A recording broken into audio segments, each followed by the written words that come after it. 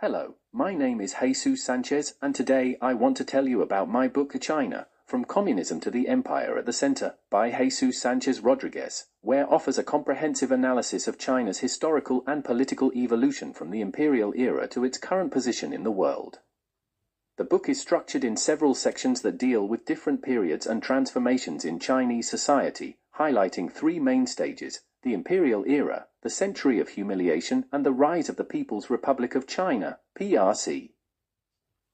The first chapters are a description of the vast Chinese empire, which was consolidated over centuries under the principles of Confucianism and a functionary bureaucracy. Despite continuous internal turbulence and dynastic changes, China managed to maintain significant cultural continuity. However, this stability was interrupted by the Mongol invasion in the 13th century and, later, by contact with Western powers that led to what is known as the Century of Humiliation, 1839 to 1949. This period was marked by a series of wars, such as the Opium Wars, and unequal treaties that undermined Chinese sovereignty.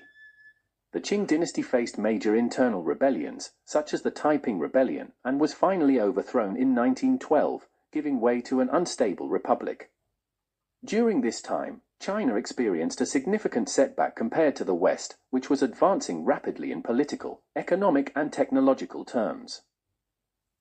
The third chapter focuses on the party-state dictatorship that characterizes China under the Chinese Communist Party, CCP. It analyzes how, since 1949, the CCP has maintained absolute control over politics and society, using repression and centralization of power. Despite implementing economic reforms that have led to growth, the regime clings to its authoritarianism, prioritizing social stability over political freedoms. The third stage began with the communist victory in 1949 under the leadership of Mao Zedong. This new regime sought to regain national independence and modernize the country, although it initially failed to achieve full communism. The book details how Maoist policies led to economic and social stagnation, forcing China to rethink its approach in the late 1970s. With Deng Xiaoping's rise to power, China began a process of economic reforms that radically transformed its social and economic structure. These reforms allowed China to integrate into the global economy, adopting elements of capitalism while maintaining an authoritarian regime.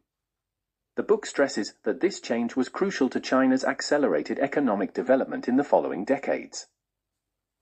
The chapter, What Kind of Social Formation is China Today?, examines China's complex social and political structure in the contemporary context.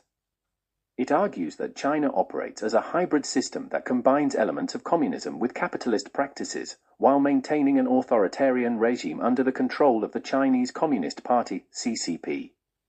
Despite significant economic growth, challenges in human rights and political freedoms persist, raising questions about the legitimacy and sustainability of the regime in the future. The book also addresses the current challenges facing China under Xi Jinping's leadership. It discusses how the Chinese Communist Party, CCP, has maintained its control despite economic growth and domestic pressures for greater democracy. The regime's legitimacy has been tested in the face of growing social demands and international tensions. Conclusions.